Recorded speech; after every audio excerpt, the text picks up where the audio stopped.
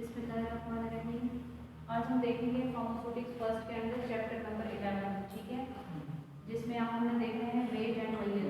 Wait होता क्या है, मय्यर क्या है, कौन कौन से ऐसे सिस्टम हैं जिनकी मदद से हम लोग जो है ना कैलकुलेशंस करते हैं फार्मास्यूटिक्स के अंदर। सबसे पहले हम देखते हैं कि वेट क्या है, व्हाट इज द वेट। अब ये वेट क्या होता है, ये जो वेट है, देखो ये है, ये जमीन है ना, इस जमीन के अंदर क्या होती है, ग्रेविटेशनल फोर्स, ठीक है, क्या होती है, ग्रेविटेशनल फोर्स होती है ग्रेविटेशनल फोर्स। अब ये ग्रेविटेशनल फोर्स किसको कहते हैं, ये होती है कशिश सकल। क्या होती है, कशिश सकल, ठीक है। ये जमीन के अंदर मौजूद होती है। इससे होता क्या है कि जमीन जो है वो किसी भी जिस्म को अपनी तरफ मुसलसल खींच रही होती है, ठीक है। सकल का मतलब होता है खींचना, ठीक है। अब हमने ये देखना है कि वेट होता क्या है। जो वेट होता है ये it is the measure of the gravitational force. क्या होती है, it is a measure of it is a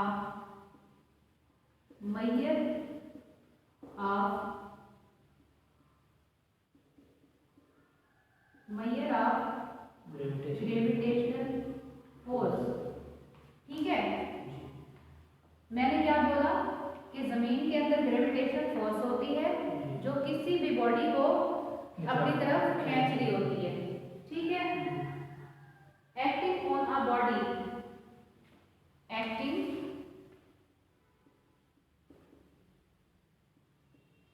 on a body, ठीक है। And it is directly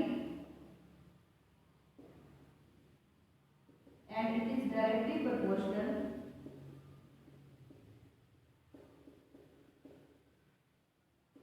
to its mass,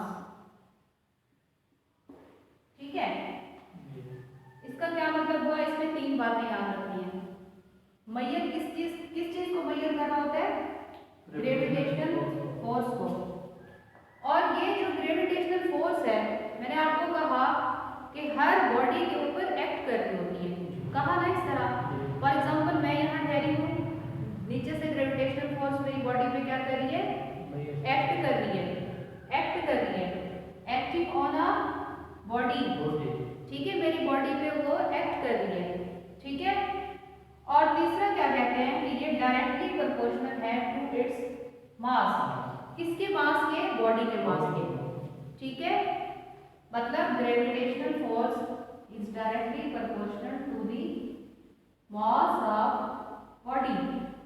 समझ आई, अब मेरी बात समझ आ गई है कि वेट क्या होता है, समझ आ गई। उसके बाद हम देखते हैं मय्यर क्या होता है।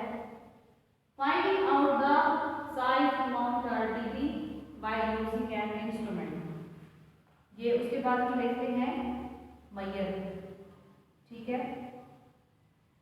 मय्यर क्या होता है,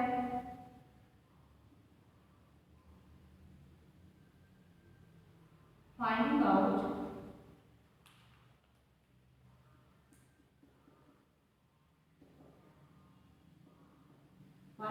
साइज, ठीक है। Finding out the size amount RTD, size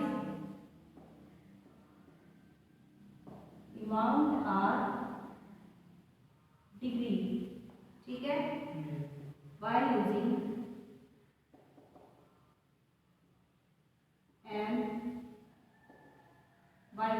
an instrument that is called मय्यर। मय्यर का मतलब क्या होता है, कहते हैं इसमें, मय्यर कहते हैं किसी भी चीज की पैमाइश करना। मय्यर का क्या मतलब होता है,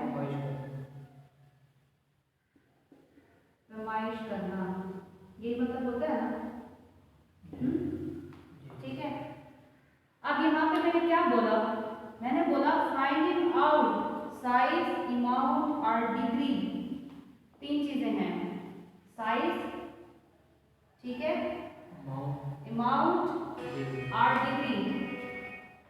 फॉर एग्जाम्पल साइज को हम कैसे एक्सप्लेन करते हैं? फॉर एग्जाम्पल कोई भी हमारे पास चीज है, उसका साइज हम क्या बताएंगे कि वो साइज में, अगर हम साइज की बात करें तो हम उसके साइज को किस तरह से एक्सप्लेन करेंगे कि या तो वो मोटा है या फिर क्या है, पतला, ठीक है ना। ये हमने क्या बताया उसका साइज।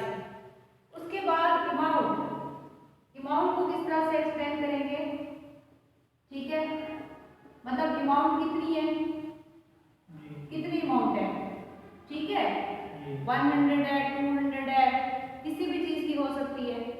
उसके बाद हम देखेंगे डिग्री। अब डिग्री को किस तरह से हम एक्सप्लेन करेंगे, डिग्री को आप कैसे बताओगे? कोई दिमाग में आ रहा है रफ स्केच? डिग्री को हम बताएंगे, डिग्री होती है जाविया। क्या होता है? जो एंगल होता है आपके पास, इसको कहते हैं, ठीक है। अब आपने ये बताना है कि ये या तो होगा 90 डिग्री पे, या होगा 45 डिग्री पे, ठीक है, या होगा 60 डिग्री पे, ठीक है ना। तो मैयर में हम लोगों के पास ऐसा इंस्ट्रूमेंट होता है, ऐसा औजार होता है जिसकी मदद से हम किसी भी ऑब्जेक्ट का साइज, अमाउंट या डिग्री को मैयर करते हैं। समझ आ रही मेरी बात? उसके बाद हम देखते हैं सिस्टम ऑफ मेजरमेंट। सिस्टम क्या होते हैं? ये तो हमने पढ़ लिया ना, वेट एंड मैयर। अब हम देखेंगे system of measurement.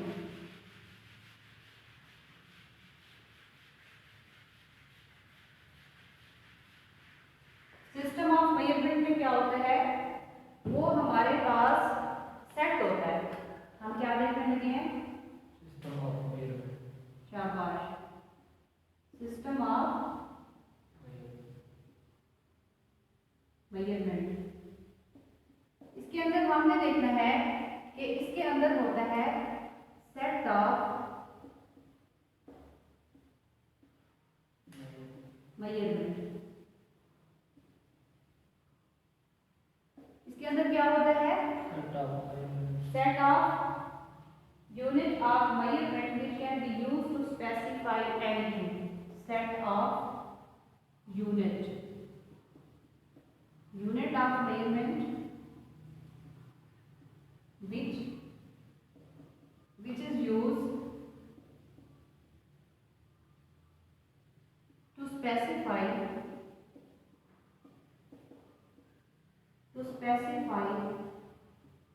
anything, that is called system of measurement, ठीक है।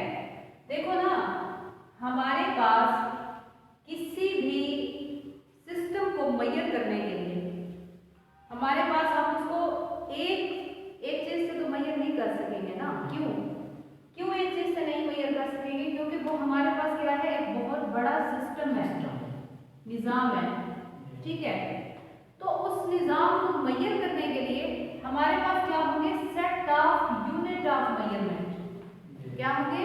Set of unit. मतलब किसी भी चीज को, किसी भी सिस्टम को मेजर करने के लिए हमारे पास जब बहुत सारे यूनिट का सेट होगा, ठीक है, उसको हम लोग क्या कहते हैं? सिस्टम ऑफ मेजरमेंट, ठीक है।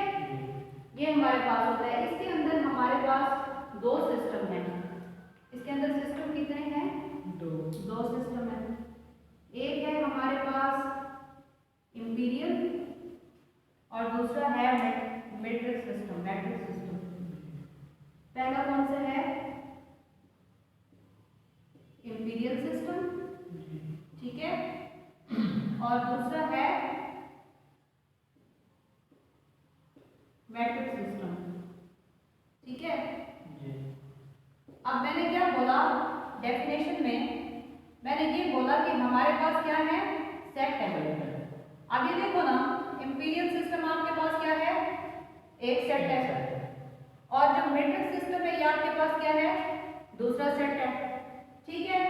अब इंपीरियल सिस्टम जो है, इसको सबसे पहले यूज किया गया इंग्लैंड में, ठीक है। इंग्लैंड के अंदर इसको यूज किया गया था। इसमें हम लोग देखते क्या है, फॉर एग्जाम्पल लैंड, एरिया, और उसके बाद देखते हैं वेट। लेंथ, एरिया और वेट। अब ये हमारे पास, हम लेंथ जो है वो आमतौर पर किस में मेजर करते हैं, इंच के अंदर। किसी भी चीज की जो लंबाई होती है वो किस में होती है, इंचेस में, ठीक है। एरिया को हम लोग किस में देखेंगे, स्क्वायर में, शाबाश। और वेट को हम लोग किस में देखेंगे, किसमें, केजी, किलोग्राम। हाँ जी, केजी में देखेंगे, ठीक है। उसके बाद केजी में भी देखते हैं और पाउंड्स में भी देखते हैं, ठीक है। केजी में भी और पाउंड्स। ये मैं आपको बता रही हूँ किसका, इंपीरियल सिस्टम का, ठीक है। उसके बाद में हमारे पास दूसरा सिस्टम है मेट्रिक सिस्टम। अब जो मेट्रिक सिस्टम है इसको कहाँ पे यूज किया जाता है, इसको हम लोग यूज करते हैं फार्मेसी के अंदर। किधर यूज करते हैं, फार्मेसी में। पर्पस क्या है, पर्पस है हमारे पास कैलकुलेशन का। क्या पर्पस है, कैलकुलेशन। देखो ना, हमने फार्मेसी में क्या करना होता है, जब हम ड्रग्स बनाते हैं किसी भी फार्मास्यूटिकल के अंदर, तो हमने उस वहाँ पे ड्रग्स की डेंसिटी, उसके वॉल्यूम, उसकी हर चीज को मेजर करना होता है ना। तो हमारा बेसिक पर्पस क्या हुआ, कैलकुलेशन। फार्मेसी में हम लोग इसको किस तरह क्यों यूज करते हैं, कैलकुलेशन के लिए। अच्छा, अब इसके अंदर जो है 3 बेसिक यूनिट होते हैं मेट्रिक सिस्टम के, मीटर, ग्राम और लीटर। मीटर, ग्राम और लीटर।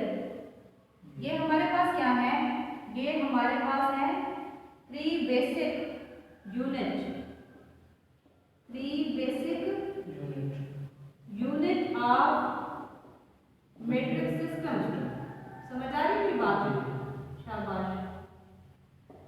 मैंने आपको क्या बोला, मैंने आपसे बोला कि किसी भी सिस्टम को मेजर करने के लिए हमारे पास क्या होगा, unit of, set of unit of measurement होगा। बोला था ना डेफिनेशन में। देखो यहाँ पे आपके पास आ गया ना एक सेट, मीटर, ग्राम और लीटर, 3 बेसिक यूनिट। ऊपर क्या बात की थी, set of unit of measurement. समझ आ रही ना बात, यहाँ तक आ गई समझ।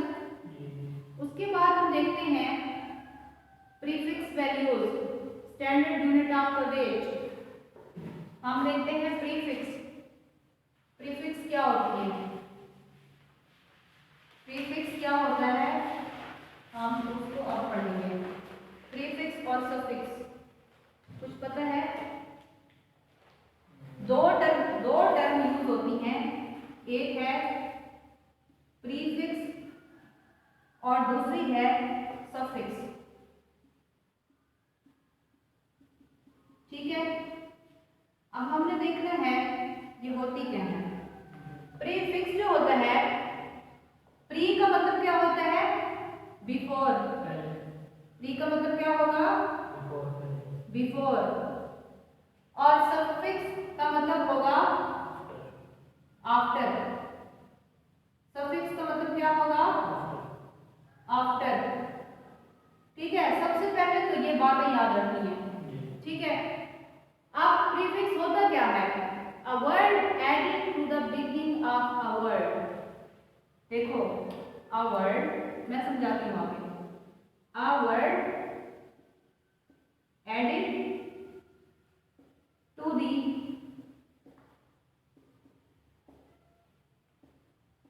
beginning of a word, that is called prefix। मैंने यहाँ पे लिखा कि a word added to the beginning, क्या लिखा, beginning। beginning का मतलब क्या होता है, इब्तदा, या फिर क्या होता है, शुरू। क्या मतलब होता है, शुरू होता है ना मतलब। For example unhelpful,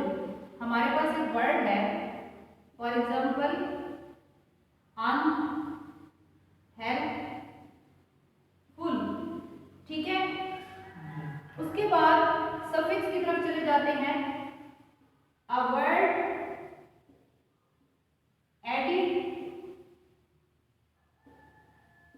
to the last of a word that is called suffix। ठीक है, for example helpful, for example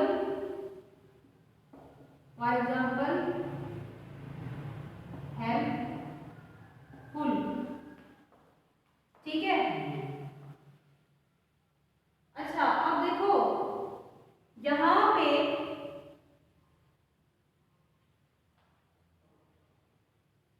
यहाँ पे, हाँ ठीक है, मैंने यहाँ पे देखो क्या किया, बिफोर प्रीफिक्स कौन सा होता है, ऐसा वर्ड होता है जो आप किसी भी सेंटेंस के शुरू में इस्तेमाल करते हो।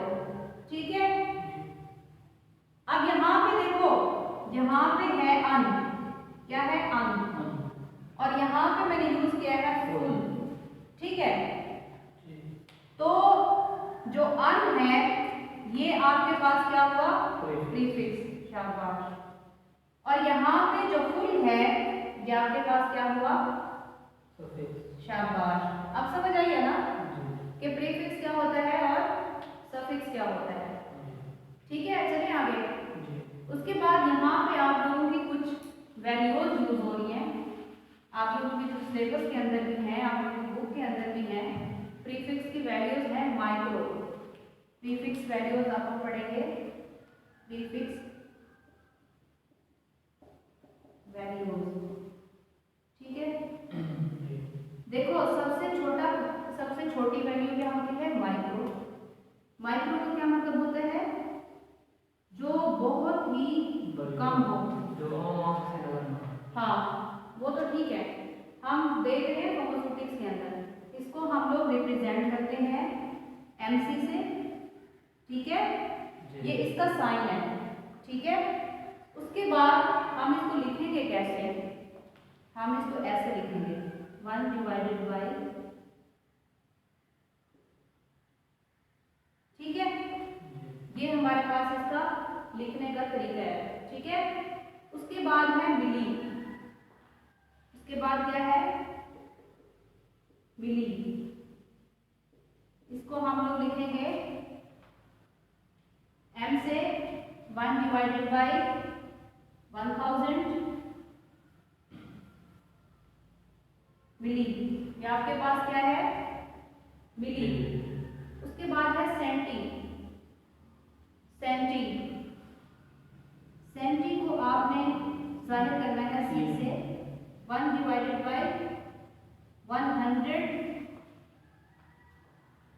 Time the basic unit, 100 time, ये क्या है हमारे पास, बेसिक यूनिट। ठीक है। देखो जैसे जैसे हम ऊपर से नीचे आते जाएंगे ना, माइक्रो सबसे कम, उसके अंदर कितने डिजिट हैं, 10,00,000। ठीक है। उसके बाद मिली, मिली में कितने हैं, 1000। सेंटी में कितने हैं, 100 टाइम द बेसिक यूनिट। उसके बाद है डेसी, डेसी क्या क्या होता है,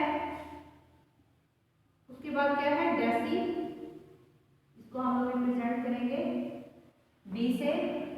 ठीक है। ये हमारे पास होगा 1 डिवाइड, मतलब 10 का 1 पार्ट, 10 का 1 पार्ट, डेसी प्रीफिक्स में आ रहा है, डेसी प्रीफिक्स में आ रहा है। ये सारी एग्जांपल मैं आपको प्रीफिक्स की दे रही हूँ। ठीक है। उसके बाद है डेका, डेका क्या होता है, डेका सिंपल टेम्पो कहते हैं। डेका क्या होता है, ये होता है आपके पास सिंपल टेम्प। ठीक है। उसके बाद इसको आप रिप्रेजेंट करते हो डी के से, डी के से।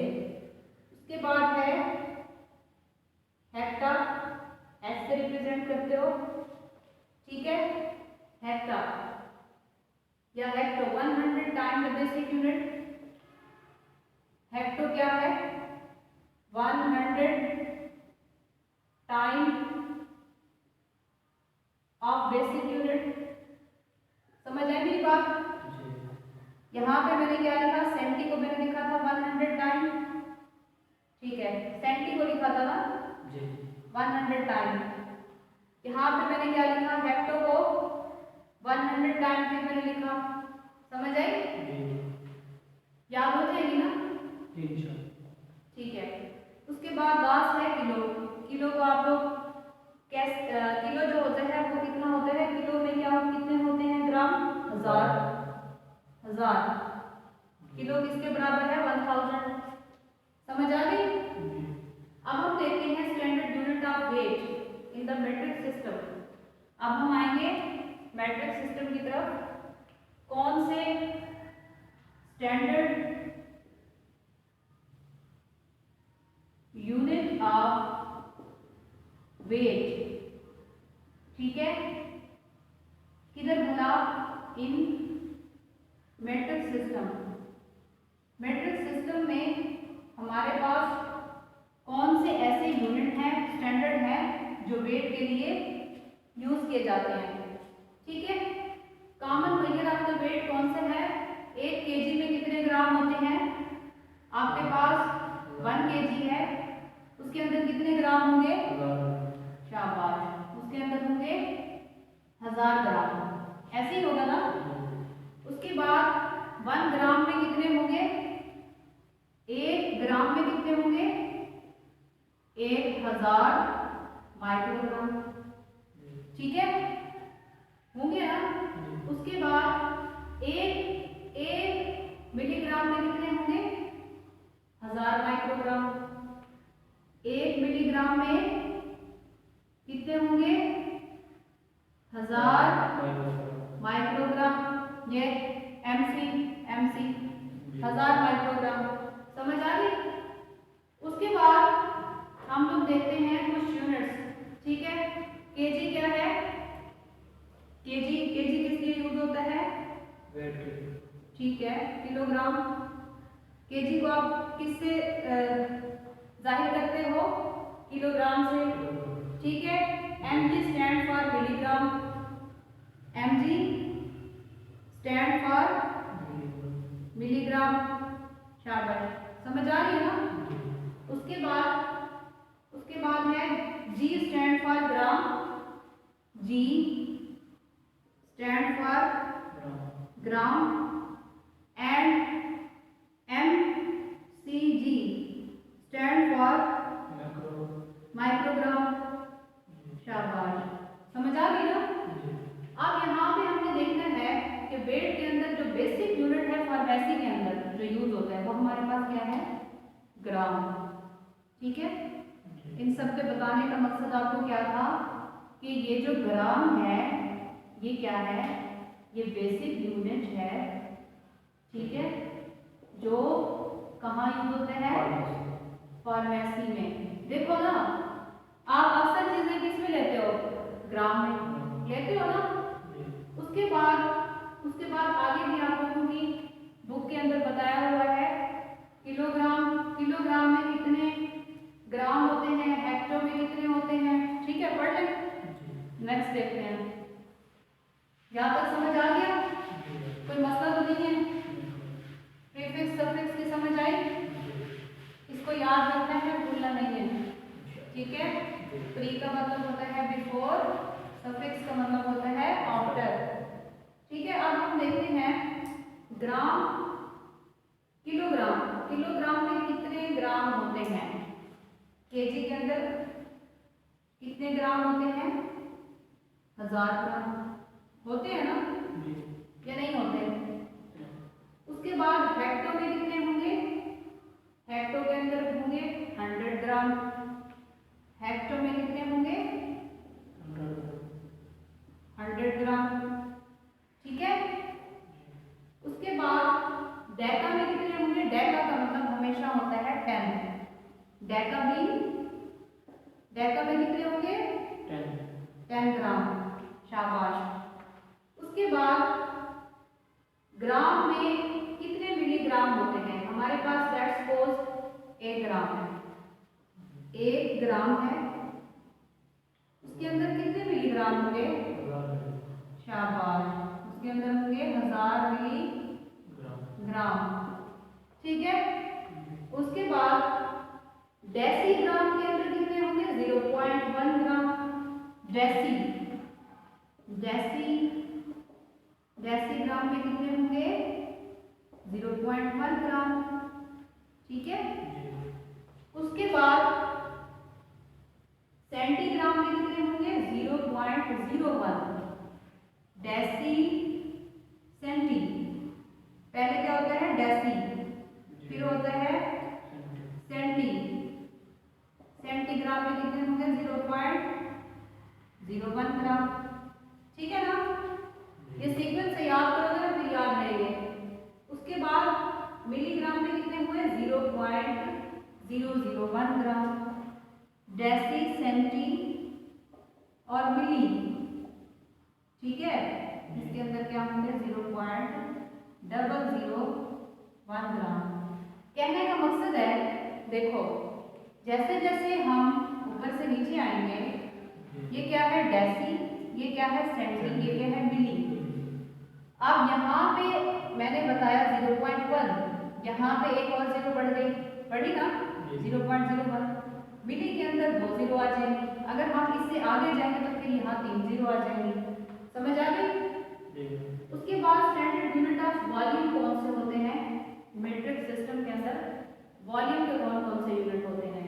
इसमें है किलो लीटर के अंदर, अगर आपके पास है किलो लीटर तो इसमें क्या होंगे? 1000 लीटर होंगे ना। 1 किलो लीटर में कितने लीटर होंगे? 1000 लीटर। 1 हेक्टोलीटर में कितने होंगे? 100। 1 किलो में कितने होंगे? 1000। 1 हेक्टो में कितने होंगे? 100। समझ आ रही है ना? हेक्टो जहां भी आएगा उसका मतलब आपने लेना है 100। समझ आई? 1 डेकालीटर के अंदर कितने होंगे? 10। डेका का मतलब मैंने बताया था ना, 10। इसमें कितने होंगे? 10 लीटर। समझ आ रही है? हमने पहले 1 किलो लीटर में 1000 लीटर, किलो लीटर के अंदर 1000 लीटर है ना। हेक्टो में 100 है, डेका के अंदर 10 है, ठीक है। उसके बाद 1 लीटर में होंगे 1000 मिलीलीटर। देखो ये किलो है, इसमें आएंगे 1000 लीटर। अगर हम बात करें 1 मिलीलीटर की तो उसके अंदर कितने होंगे? मिलीलीटर नहीं, 1 लीटर की। 1 लीटर की अगर हम बात करें ना, 1 लीटर की, तो उसके अंदर होंगे 1000 मिलीलीटर, ठीक है। किलो के अंदर 1000 लीटर, 1 लीटर में 1000 मिलीलीटर। समझ आई? उसके बाद 1 डेसीलीटर में कितने होंगे? 0.10। 1 डेसीलीटर में कितने होंगे? 0.10 लीटर। समझ आई? उसके बाद 1 सेंटीलीटर में कितने होंगे? 0.01 लीटर। 1 सेंटीलीटर में कितने होंगे? 0.01 लीटर, ठीक है। ये हमारे पास कौन से यूनिट है? Standard unit of volume. ये हमने कौन से पढ़े? Standard unit of volume. ये यूज कौन से सिस्टम में होते हैं? मीट्रिक सिस्टम के अंदर, ठीक है। ये यूज होते हैं मीट्रिक सिस्टम में। जो आपके पास इंपीरियल सिस्टम था ना, वो आपके पास था पुराना सिस्टम, ठीक है। वो अब यूज नहीं होता, उसको बनाया गया था मगर उस सिस्टम को रिप्लेस कर दिया गया था मीट्रिक सिस्टम के साथ। समझ आ गई मेरी बात? उसके बाद हम कुछ देखते हैं ऐसे मेजर्स जो कि डोमेस्टिक पर्पस के लिए यूज होते हैं, घर के अंदर अक्सर तौर पे उनको यूज किया जाता है। ऐसे मेजर्स जो डोमेस्टिक पर्पस के लिए यूज होते हैं, ठीक है। जी। उनमें आ जाते हैं वन ड्रॉप। वन ड्रॉप में क्या है, वन ड्रॉप, ठीक है। इसमें होता है 0.6 ml, ठीक है, 0.06 ml, 0.06 ml, ठीक है। मतलब हमने किसी भी बच्चे को एक कतरा दवाई का पिलाया, ठीक है, तो उस कतरे का मतलब क्या है, कोई हमसे पूछे कि आपने कितनी दवाई दी, हम क्या कहते हैं, हम उसको क्या कहते हैं, एक ड्रॉप, वन ड्रॉप कहते हैं ना। तो आपको पता होना चाहिए कि वन ड्रॉप में कितने ml होते हैं, कितने होते हैं, 0.06 ml, समझ आई। और 1 टीस्पून में कितने होते हैं, 4 ml, जो आप अक्सर पेशेंट को हम एडवाइस करते हैं आपने कितना लेना है, 1 टीस्पून, मतलब 4 ml, कितनी, 4 ml, ठीक है। ये ऐसे सिस्टम है जो हम घरों में यूज करते हैं। उसके बाद आपके पास है मेजरमेंट ऑफ टेम्परेचर। आगे हम देखते हैं मेजरमेंट ऑफ टेम्परेचर, समझ आ रही है। मेजरमेंट ऑफ टेम्परेचर, हमने टेम्परेचर को किस तरह से मेजर करना होता है। टेम्परेचर को मेजर करने के लिए हमारे पास फ़ारेनहाइट टेम्परेचर स्केल होते हैं या फिर सेंटीग्रेड, ठीक है, सेंटीग्रेड और सेल्सियस टेम्परेचर क्या होता है, सेंटीग्रेड और सेल्सियस टेम्परेचर, ये हमारे पास क्या है। और एक होता है फ़ारेनहाइट, कौन सा होता है, फ़ारेनहाइट भी होता है, ठीक है। ये हमारे पास दो स्केल हैं, ठीक है। अब फ़ारेनहाइट टेम्परेचर स्केल में फ्रीजिंग पॉइंट होता है वाटर का 32, इसके अंदर वाटर का फ्रीजिंग पॉइंट कितना होता है, 32 है फ्रीजिंग पॉइंट, जिसके अंदर जिस पे वाटर जो है वो क्या हो जाता है, फ्रीज हो जाता है। और 212 आपके वाटर का क्या है, बॉइलिंग पॉइंट, ठीक है, क्या है, बॉइलिंग पॉइंट है, बस इतना याद रखना है। उसके बाद हम लोग इसकी कन्वर्जन करते हैं एक फार्मूले के जरिए, 5F is equal to 9C plus 160। ये आपके पास एक फार्मूला है जिससे आप लोग फ़ारेनहाइट को कन्वर्ट करते हो सेल्सियस के अंदर। ये क्या है, फार्मूला, इसको बस याद रखना है। क्या करना है, इसमें आपकी कन्वर्जन नहीं है, कन्वर्जन की डिटेल मैं आपको नहीं बताती, ठीक है। यहाँ पे देखो आपके पास है 5F, F stand for Fahrenheit, F stand for Fahrenheit, C stand for Celsius और डिग्री सेंटी, समझ आई। और ये आपके पास एक डिजिट है, समझ आ गई ना। ये एक फॉर्मूला है जिससे आप लोग क्या करते हो, कन्वर्जन करते हो, ठीक है। उसके बाद आप लोगों का नेक्स्ट चैप्टर है चैप्टर नंबर 6 डोजेज फॉर्म। आज हम थोड़ा सा इंट्रोडक्शन पढ़ते हैं, ठीक है, डिटेल हम कल पढ़ेंगे। चैप्टर नंबर 6 है डोजेज फॉर्म।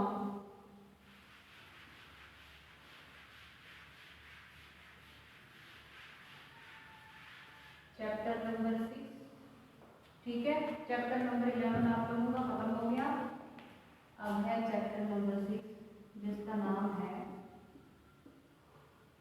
डोजेज फॉर्म, ठीक है। इस इसमें हम लोग सबसे पहले देखते हैं कि आपके पास, इसमें आज हम सिर्फ डेफिनेशंस पढ़ते हैं। फार्मेसी क्या है, फार्मेसी कहते हैं किसको है, ठीक है। बहुत ही आसान डेफिनेशन, सॉरी फार्मास्यूटिक्स, फार्मेसी नहीं, फार्मास्यूटिक्स देखेंगे। क्या देखेंगे, pharmaceutics.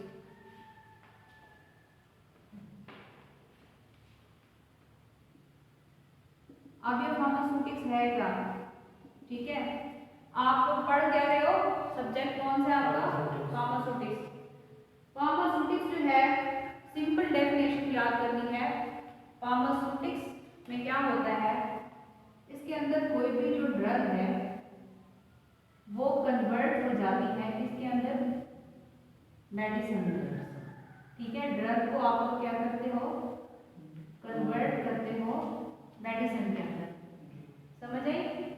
Pharmaceutics convert a drug into pharmaceutics में क्या होगा, कोई भी आपके पास ड्रग है और वो ड्रग किस में कन्वर्ट हो जाएगी, मेडिसिन के अंदर, समझ आई ना। अब उसके बाद हम देखते हैं drug delivery system. Drug delivery system दूसरी डेफिनेशन है, ड्रग डिलीवरी सिस्टम। ये क्या होता है, देखो आपने ना इसके नाम से याद रखना है, ड्रग डिलीवरी सिस्टम। मतलब हमने कोई भी ड्रग दी, ड्रग दी किसको दी, लिविंग सिस्टम को, किसी भी जानदार को दी, ठीक है। दी क्यों, डिजायर्ड एक्शन के लिए, डिजायर्ड एक्शन के लिए, to achieve a desired action. अब समझाती हूँ ये बात, देखो ये आपको समझ नहीं आ रही होगी ना। देखो ये एक ड्रग है, ठीक है, ड्रग है। यहाँ पे आपके पास क्या है, कोई पेशेंट है, ठीक है। उस पेशेंट को क्या था, उसको था डायरिया, डायरिया था ना। डायरिया क्या होता है, लूज मोशन, क्या होता है, लूज मोशन, ऐसी बात है ना। अब जब हमने उस पेशेंट को ड्रग दी, ठीक है, इस ड्रग के बाद आपका जो वो पेशेंट था वो क्या हो गया, शाबाश, वो पेशेंट क्या हो गया, ठीक हो गया। तो अब मैंने ऊपर क्या लिखा, मैंने ऊपर लिखा कि हमने कोई भी ड्रग दी लिविंग सिस्टम को, ये आपके पास क्या है, ड्रग है, ठीक है। ये पेशेंट क्या है आपके पास, लिविंग सिस्टम है ना, समझ आ रही है बात, लिविंग सिस्टम है, ठीक है। अब जब वो पेशेंट आपका ठीक हो गया, इसका क्या मतलब है कि उस ड्रग ने उस पेशेंट की बॉडी के अंदर जाके क्या किया, अपना डिजायर्ड एक्शन पूरा कर दिया, समझ आई, समझ आ गई ना बात। इसको हम लोग कहते हैं drug delivery system. For example administration of a drug और medicine to the living system for their desired action. आपकी बुक में एक वर्ड यूज किया हुआ है एडमिनिस्ट्रेशन। एडमिनिस्ट्रेशन का मतलब होता है दाखिल करना। क्या मतलब होता है, मतलब दवाई देना, समझ आई है ना। अब वो क्या कह रहे हैं कि ड्रग डिलीवरी सिस्टम होता क्या है, it is the administration of drug into a living system to achieve a desired action, that is called drug delivery system, ठीक है।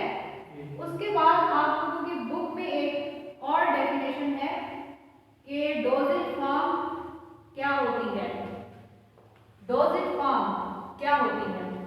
जो डोजेज फॉर्म होती है ये फिजिकल फॉर्म होती है किसी भी ड्रग की, it is the physical form of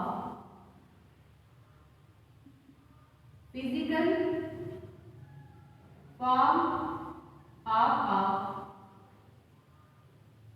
dosage of a drug.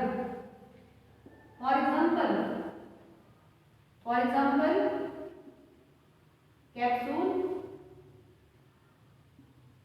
tablet. आगे बात समझ आई है? फिजिकल फॉर्म क्या होती है? फिजिकली उसको देखना, नजर आने वाली, ठीक है। फिजिकल, देखो आप आए हो क्लास में, it's mean you are physically present in the class. समझ आई ना बात? Physically present in the class मतलब आप मुझे नजर आ रहे हो, ठीक है। तो मैंने क्या बोला, जो डोजेज फॉर्म होती है, it is the physical form of a dosage of a drug, ठीक है। For example capsule and tablet, मतलब ऐसी दवाई की शक्ल जो हमें नजर आती है, ठीक है। ऐसी दवाई की शक्ल जो आपको नजर आती है उसको आप लोग क्या कहते हो? डोजेज फॉर्म, ठीक है। उसके बाद आप लोगों की लास्ट आज की डेफिनेशन, ड्रग एक्टिव इंग्रेडिएंट या फिर मेडिकामेंट। ड्रग एक्टिव इंग्रेडिएंट या फिर मेडिकामेंट। ड्रग एक्टिव इंग्रेडिएंट या फिर मेडिकामेंट। अब देखो मैंने लिखा ड्रग या फिर एक्टिव इंग्रेडिएंट, ये क्या होती है? This is the pharmacologically, it is a pharmacologically